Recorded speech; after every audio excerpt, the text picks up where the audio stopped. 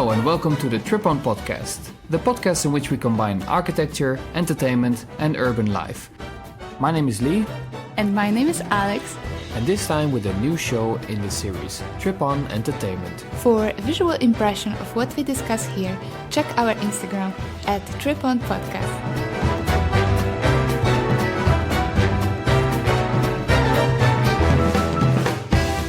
And we have to paint a picture a little bit of the situation.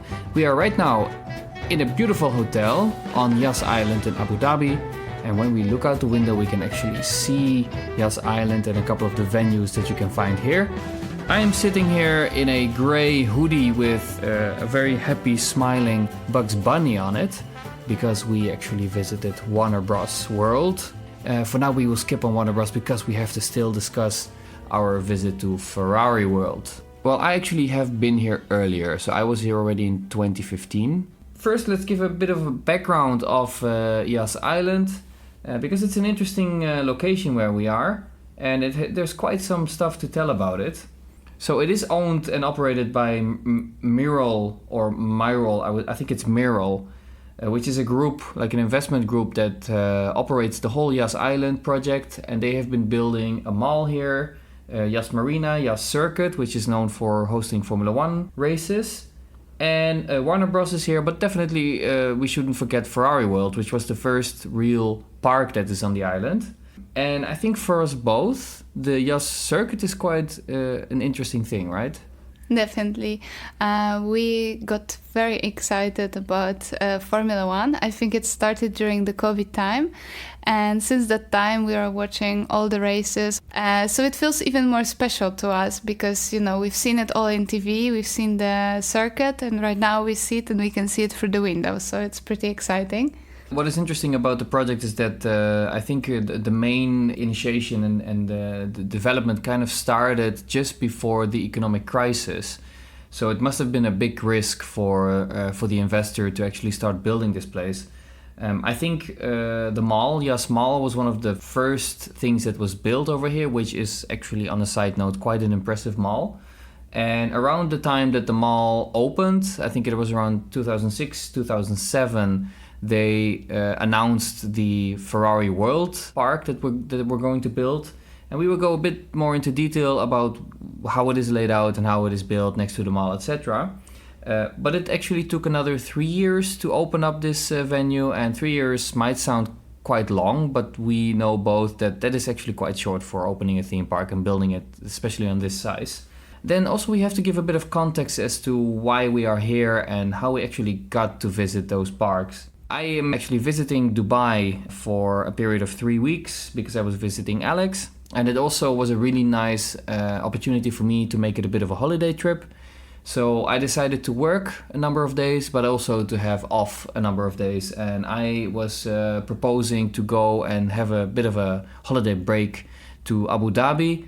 And we have seen quite a lot in Dubai, but you have to also tell Alex as to what do you know about Abu Dhabi? Yeah, so I've moved to Dubai, and so far I haven't really experienced a lot. So I immediately said, yes, let's do it, because it's a great opportunity to also explore the area where I'm at right now. I've heard about the world-class parks, so this was definitely a great moment to do so. And the island is very interestingly situated. It's like the whole project in one area, so it's very compact and very well arranged. So very well connected. Yeah, so it was a great chance to see all that. Yeah, I think the interest is both in the parks themselves as well as also just the experience of Yas Island, because we know Yas Marina and Yas Circuit, and I'm really aware of the existence of Warner Bros. So it was really high on my list.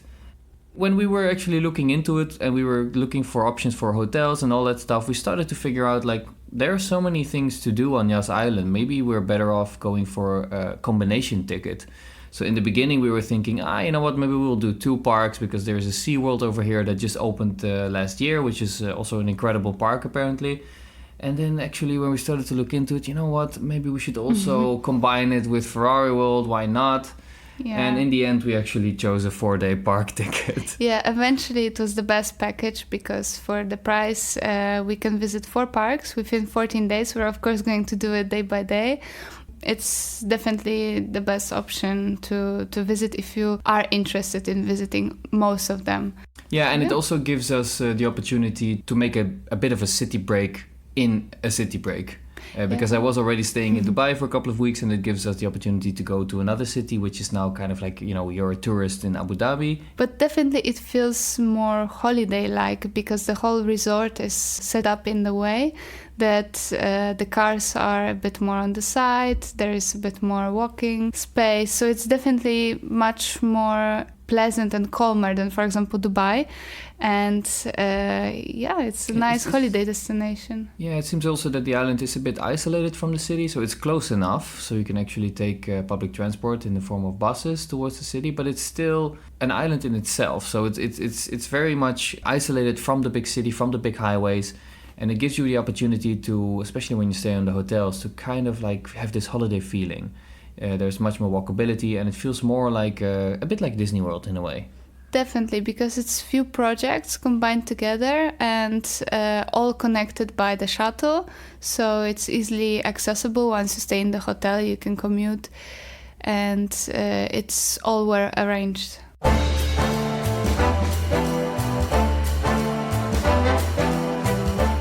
The next item is called the head, the heart, and the base. And for this, I have to introduce it with a quote from a film that I really like, which is Perfume, or Das Parfum in German.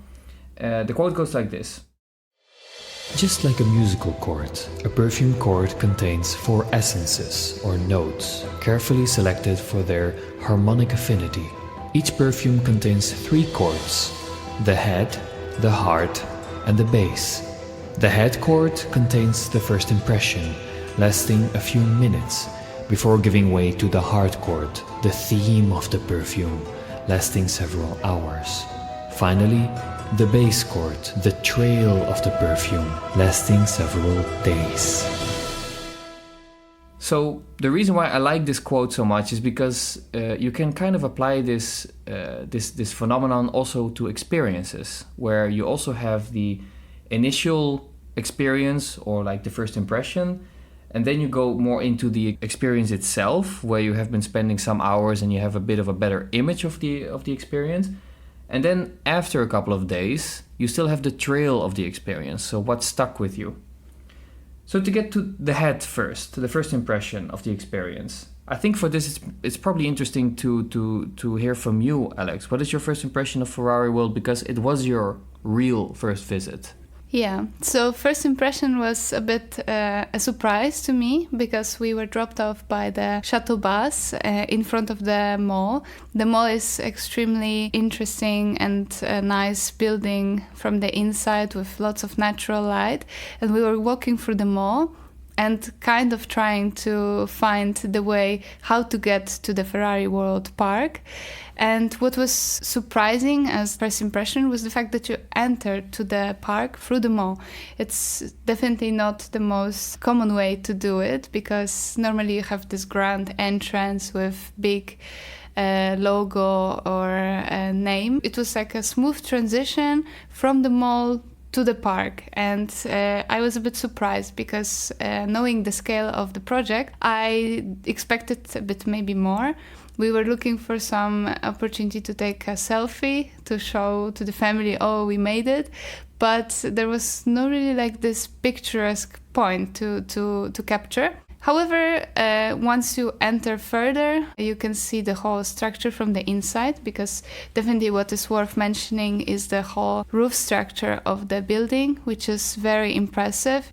In a way, the first impression of Ferrari World kind of started way before I even visited it, because I think the roof structure and the shape of it is so iconic that I already saw it in media, photos, or probably also even in Formula One before I even set foot in it. And I think that's also the thing that you maybe expect when you go there, that you kind of you will be face to face with this impressive structure that you know from the videos, and you're not really. When we were there, and we have been spending a couple of hours inside. How did you experience that? Because then you kind of you let go of this first impression, and then you start to see the actual core, the bones of the experience. The impression was definitely getting much better with time. At the beginning, we decided to stay for a couple of hours, but we extended our stay till the very end. What was extremely interesting were the cars of Formula One. There were also new cars that are currently available on the stock, and this was also nice to see. So in a way, it felt like an exhibition. But we've also done a couple of amazing coasters there, and I think with time, the experience was only getting more exciting. The coasters are thrill rides. They are definitely much more about the speed and about the cars, and sometimes you could completely feel like you're driving race cars. We've done, of course, one of the main highlights, which is the fastest roller coaster in the world, and it felt just great because this was something we couldn't miss. The opportunity to see the Formula racing cars, it's definitely, again, something that I'm going to look at photos back and have a smile on my face. So I would say once you step in and once you start to discover the park, you definitely start to enjoy it much more with time. How was it for you? I think one of the things that stood out to me is that the experience, I think I was having more fun than I expected. And as you said, we actually stayed longer than we were planning originally. So there must be something right about the experience. And one thing that I couldn't really wrap my head around was the quality of what they were trying to offer, because it was really coming with ups and downs. Some of the areas in the park looked already a bit dated and maybe not truly well maintained. And then there were other parts of the park that were impressive. I do think overall that especially the ride experiences, so the offer of coasters, is what really made it up, because the coasters, some of them are really impressive and they are quite unique. And I think some of them even really blow us away. Yeah, definitely. Some of them we've done 2 to 3 times even. Yeah, so it means that there was this urge for us to go back and to experience it again. Let's then move on to the base or the trail of the experience, which is now quite short.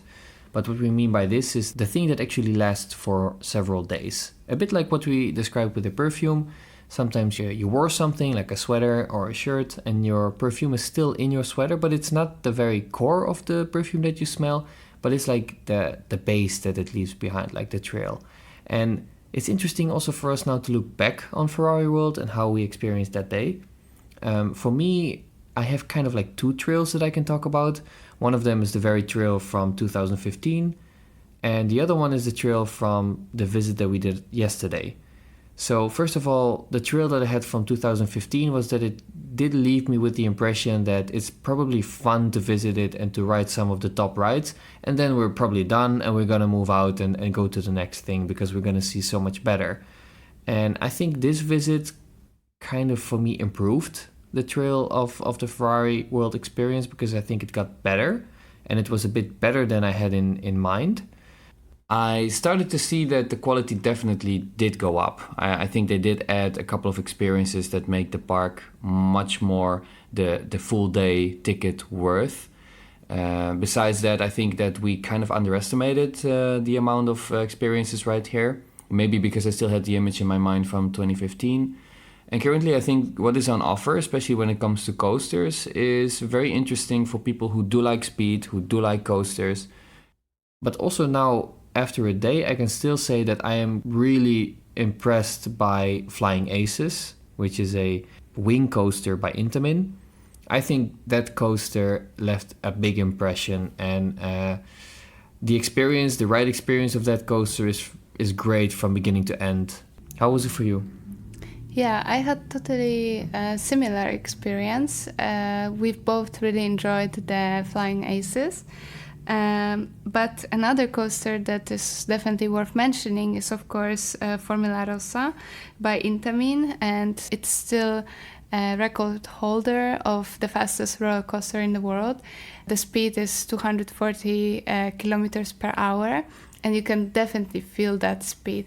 The main highlight of the ride is the launch, and then it's slowly getting a bit less extreme. It's slowly fading out, but just doing it and having the opportunity to ride the fastest coaster will definitely stay with me for long. I think that's definitely like that's a lasting thing, and I think it's also a bit of a bragging right to be able to say to people I've been on the fastest coaster in the world. Yeah, when I was a bit afraid to go on the coaster, I was thinking, okay, the racing drivers are able to do it, so we have to be also able to do it. And it was nice to feel a bit like what kind of speed do they really experience. So yeah, it's kind of an experience that you cannot get anywhere else besides driving, of course, the race car. Yeah, this is something that we will expect stays with us.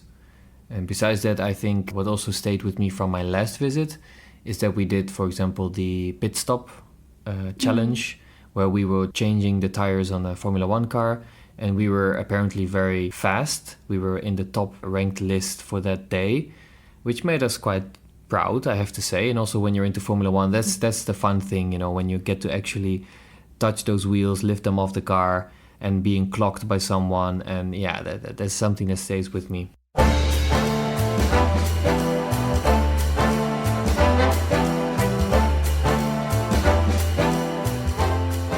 For the next item, we actually want to discuss a professional view on the experience, and we both have a completely different background, even though we do have some overlap in what we are doing also in our professional life, or what we did and what is our interest. For now, let's talk about my professional view as a themed entertainment professional on Ferrari World as a theme park. I think besides the Ferrari World experience, I could talk a little bit more about the whole yas phenomenon. I think it's quite impressive, this project.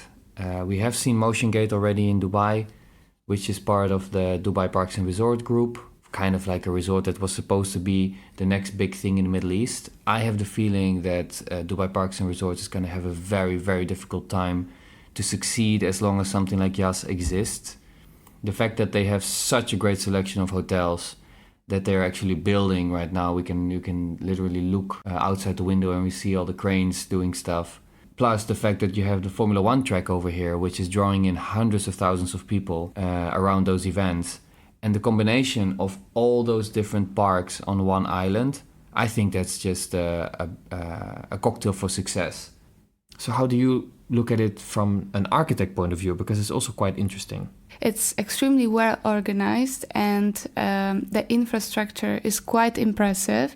So you can commute between parks easily. There are shuttles, and I think this is maybe the success of the whole project, that it's so easily approachable. And as comparison given before in Dubai, it's much more separate and exclusive, so it's much more difficult to reach it, especially from the city.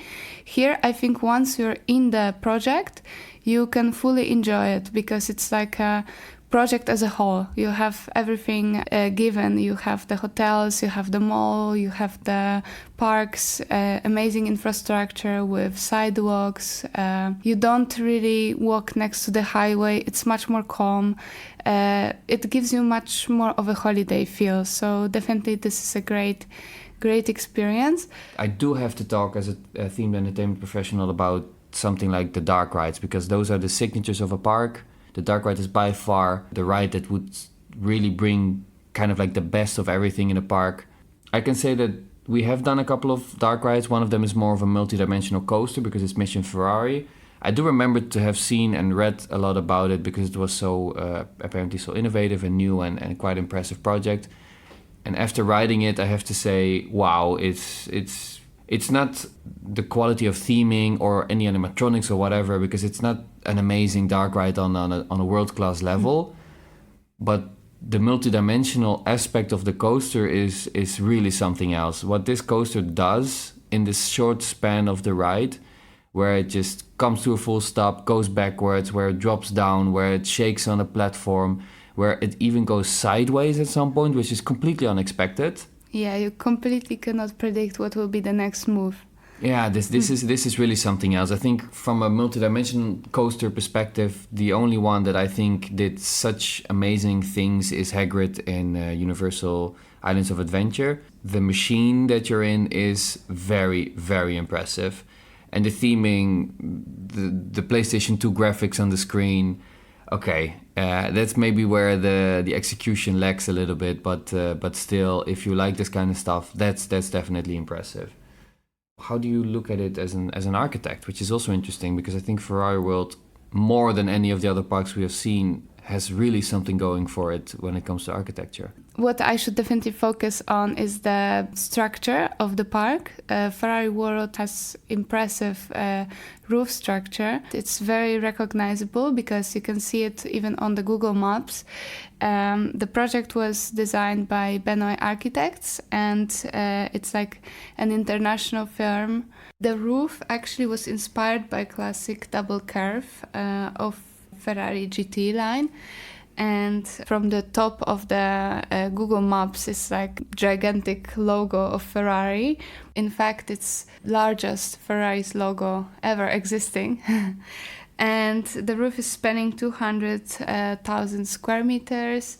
It's a huge steel structure with quite some supports, and its scale is definitely extremely impressive. From the top of the Google Maps is like gigantic logo of Ferrari. The only thing that I was missing was to see it more, because we've seen it on Google Maps, we've seen it from the top. It looks definitely impressive, but because, as we mentioned before, you enter through the mall, you don't really get the chance to experience this roof structure from the outside, unless you are on the coaster, but this is a seconds and you don't really see the whole building. I saw that there was roof walk attraction, so probably this is maybe the way you can see it, but unfortunately it was closed when we were there, so we didn't get the chance to really experience the roof in itself. Yeah, I think what you also tried to say is, and this may be also something that you see in the project, is that it was initially more an add-on to the mall. Where the mall feels like the main attraction, kind of, that maybe connects a lot of things on the island. And that Ferrari World was kind of added to that. So the entrance and the indoor to indoor transition that you have is more like you're in the mall already, and also check out our Ferrari World. So this is kind of the retailtainment approach that you have in the industry, where there was a whole period when investors were trying to add entertainment to their malls because they were kind of anticipating for shopping to go backwards, especially with the internet. What I was wondering about is the fact that it's an indoor theme park. However, quite some rides are extended to the outside, and the station is on the inside of the hall, but the whole coasters are going outside, so it's quite extended even more. It's very hard to call it an indoor theme park with all the coasters flying around the roof structure. I think the setup is quite smart, where the land around the roof is plenty, I think. Mm-hmm. They still have a lot of space to do something. Yeah. I think the only limiting factor, or maybe a big limiting factor, would be that the roof structure is so iconic and the shape itself is so iconic that adding something to the building might be tricky. Yeah, definitely. I think it would take the balance out, because the roof is so symmetrical that you would have to be very careful to not lose this shape. But the interior is also worth mentioning, because I would say it's nicely laid out. It has all the facilities. It offers family toilets. It offers nice enclosed spaces for F&B points. There are also different levels in the hall. There is a part that is moved to the lower level, and you can see it from the top. The depth of it, where you have a view that goes a bit into other levels that are lower than you, it's really helping you, because on the very lowest level in the hall there is a karting track, and you can see the people race and ride around the karting track, and you can really have a good look on how they perform basically in their little cars. So that's a very nice gimmick. There's an attraction with the cars, where there are like little Ferraris where kids can sit in and they run past some Italian landmarks. In a way it's very cheesy, but the fact that you can look over it as if it's a little landscape, it's quite well done. The layout of the park is quite comparable to a traditional circular shaped park, where you can actually make either a clockwise or a counterclockwise route through the park, and you would actually be able to, I think, do almost all the rides based on that. But besides that, even though the roof is very symmetrical and you could expect that maybe it would be all laid out quite cliche, I think they still did a good job with the master planning of it. Although I do think that the entrances and the stations sometimes are a bit lackluster. They look a bit more, I would say, shopping mall-like or sports hall-like, or maybe even a bit like the gate of your average airport. And it is also quite surprising that you get into a coaster, and then when you are going outside the hall, that's where you start to realize that it's actually a really big coaster. One of the rides that was surprising me next to Flying Aces is the Fiorano GT, which, as I recall, I wasn't able to ride last time I was in Ferrari World, but this time we actually did it both, and we were both kind of expecting it to be a junior or family coaster. But it did quite some unique things because it was really low on the banking, so it wasn't trying to turn the track as much in the corners, which made it feel like you were actually in a high-speed car race, which was a different experience in terms of G-forces and also multiple launches, so it kept on going and it kept on going, and that was quite impressive, I have to say. Yeah, definitely the rides, they have a lot of aspects to them, and they're not getting boring with time. There is always something that will surprise you until you finish the ride. But what you said before, the whole look of the hall is also interesting because the facades of the restaurants and toilet blocks are in the style of Italy. They're heavily inspired by the Mediterranean look, and it gives this little opportunity to move a bit more to Italy. So the hall is not as generic in every place. Yeah, and it's also interesting to mention that the word authentic is a word that is often used in the theme park industry, and you can see that they try to get to this like Italian style, historic, Mediterranean style facades. But then when you look a bit closer, you can see that it is more as if a person has been drawing and building Italy who has never really been to Italy. So it has this kind of like this Italian feel to it, but it's not really authentic Italy. And it also has its charm in a way, because it's like a funny depiction of Italian facades.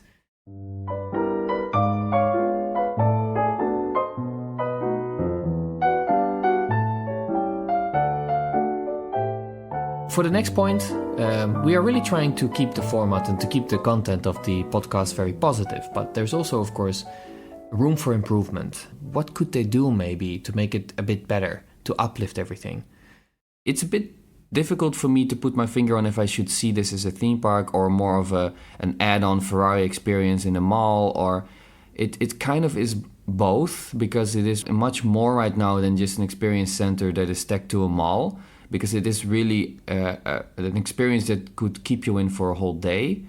But to see it as a theme park, I think the theming level, the overall show and show production, and it is just shy of being amazing or shy of being good enough to really compare it to even the Motion Gate, stronger areas that we have seen like DreamWorks.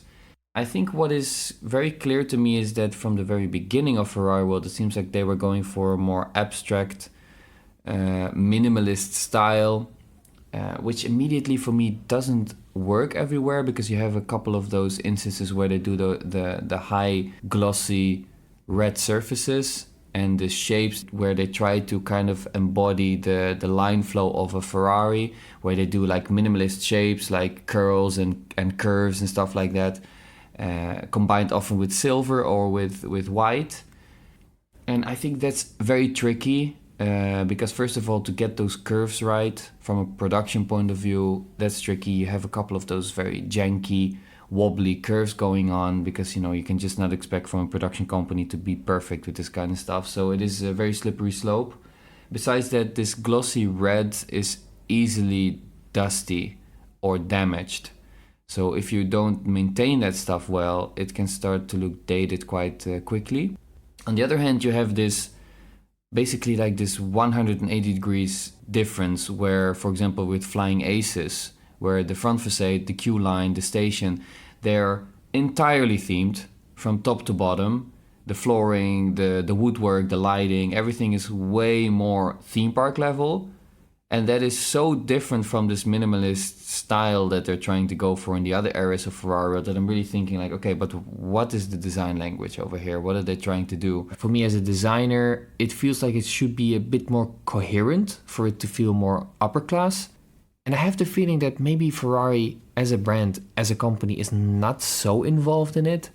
They might really just sell the license and have the development, design and construction and all that stuff done by local companies or maybe by external companies that just go with it. And also on the level of execution and on the level of theme and quality, I do feel that the entire experience did leave me a little bit feeling like there's lacking something. And what I mean by that is that the quality of the theming, the quality of the lighting, the quality of the sound, the quality of the music, it just wasn't on the level of a really good theme park. Did you experience something like that, Alex? Because you might look at it a little bit different. I would totally agree about the lighting. During the day, the park was having natural light, and after it got dark, which is around 6 p.m. in UAE, I've noticed that there was no really design light. It was more like just generic white light used in the pathways to find the way, but not really a light that would create that atmosphere at night. Yeah, it was a bit somber at some point. Definitely. But also from my point of view, it seems also a bit lazy how they integrate, for example, climatization systems, safety systems, all that stuff. And I think also for you as an architect who worked in the theme park, maybe did you notice something like that? Yeah, I mean, they were not really trying to hide the ventilation or to make it pretty or more integrated. It was just, it needs to be there, and it was provided in the space where it had to appear. And one thing that I do want to mention also is that the ride that we experienced that was really surprising is Mission Ferrari. And even though this ride is really impressive, it's a multi-dimension coaster, and this coaster, the ride system is doing a lot of stuff that was surprising us. But we did stand in the queue line for more than an hour. And that was just a bit much for what you get. Even though it's a good ride, it just felt like operations was lacking there. Yeah, that's what has to be highlighted, that the operations are quite slow.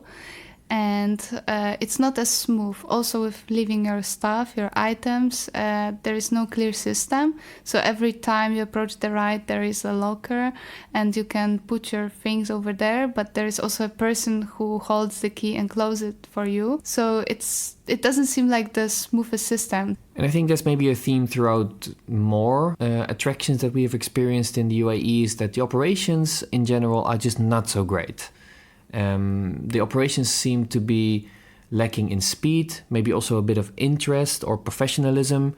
And even though people are very friendly, we do notice a lot that I think the capacity of the ride is just not reached. And this is a bit hurting the experience. I would agree with that, but also I think the customers are also not helping with that, and they take a lot of time to get on the ride, get out of the ride, to leave their belongings. They are engaging into discussions with the operators. So I think in general, this whole procedure should be speeded up.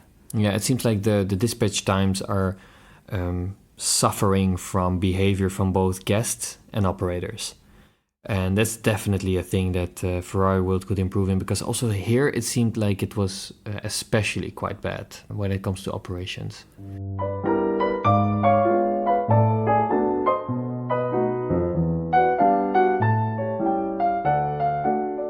We also have only one item where we can be a little bit negative, which I would call the grumpy minutes. And besides what we already discussed, my grumpy minute is probably about queue jumping and rejoining. So this is something that is really, really frustrating. And I think it is a problem here in the UAE, especially in Ferrari World, because we kept on seeing signs everywhere in the queue where it says queue jumping and rejoining the queue is strictly prohibited, which means that, I think it is a reoccurring problem. So what it means is that when you're standing in a queue, it seems like many people feel that they are better than all the rest of us and they don't have to wait or they don't want to wait. So there's so many instances where people are just trying to squeeze in front of you, trying to pass you in the queue. And there's also been a lot of people acting like their family is in the front of the queue. So it basically means that you don't stand in line for the experience, but you let someone else stand in line for you or for the whole family. And then when this person is almost at the station, you just walk into the queue and you join this person. And it's so frustrating. It was so frustrating to me that I actually stopped some people from walking further. And I didn't want to get into discussions or anything, but it happened so often during the day that at some point I was just like, okay, this is not genuine what is happening here. This is literally people trying to just skip the line. Do you have anything that you just want to rage about for a moment? No, I would say besides the whole operations and the quite long queue time and low capacity, I think maybe the park could use, instead of one train, 2 trains to speed up the whole wait time. But in general, I don't have anything to add to that.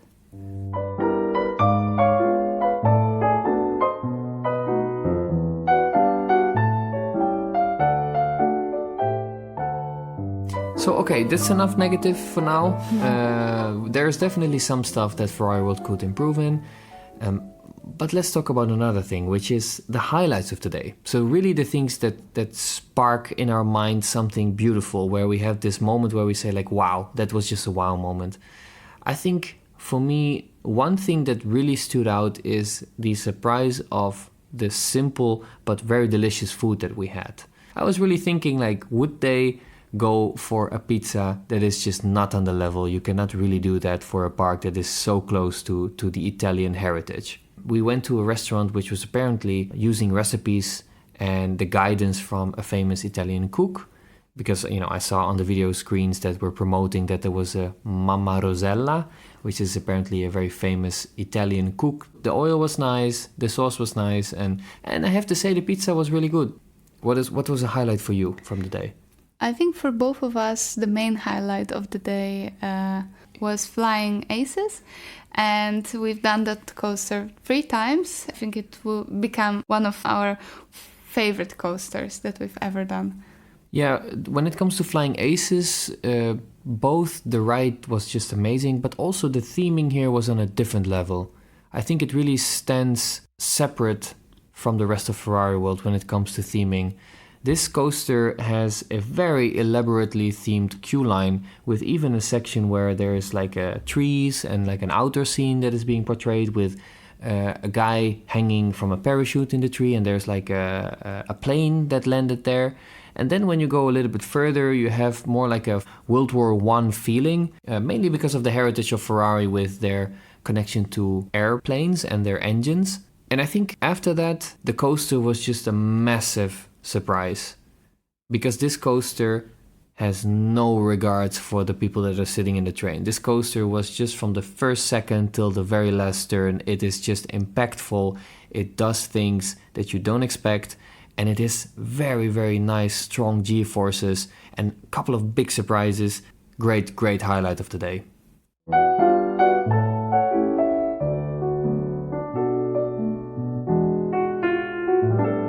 So we have a section where we actually want to talk about how we rate the park. So we have a very extensive theme park review form, but I think we can compact maybe the rating into 2 items where we either give it a trip off, consider, or trip on rating, where trip off means don't go here, it's not worth it. Consider is, you know what, maybe you should consider because there is something here. And trip on means I highly recommend you to just pack your bags and get here. So when it comes to the rest of the rating, we do normally have some sort of like initial rating that we would give to an experience. And then we actually go through the entire review form where we make a very specific formula for how we rate the experience, and then there is an average that comes out of it. We didn't do that yet, so we can give the initial rating, and I think my gut feeling says that I would probably rate this park somewhere around a 6.5.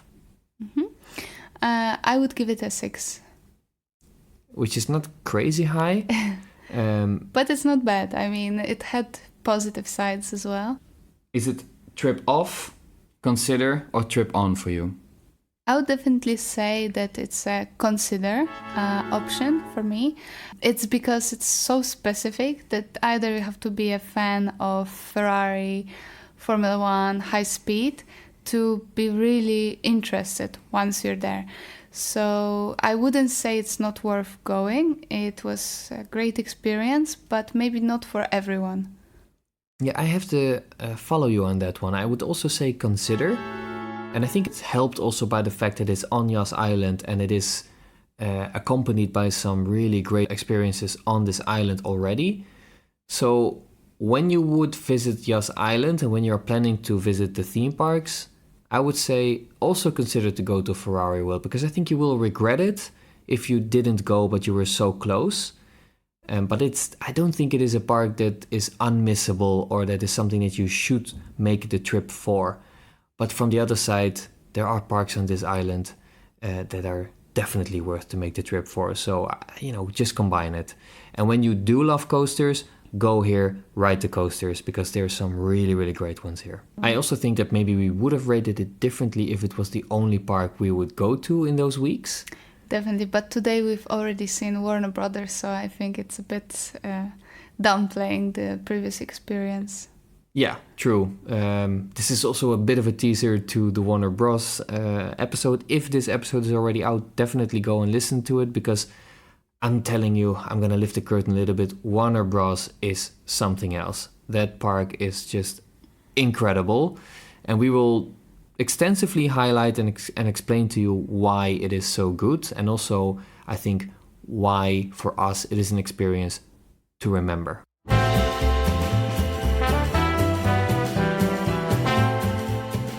And with that, we have come to the end of this show, a trip-on entertainment episode. We hope that more people will discover Yas Island and what it has to offer. And we also hope that you look into the other episodes that we have about the other venues or entertainment venues that we visited on Yas Island and Abu Dhabi. Thank you for listening. And as always, our tip: go on and plan your next trip.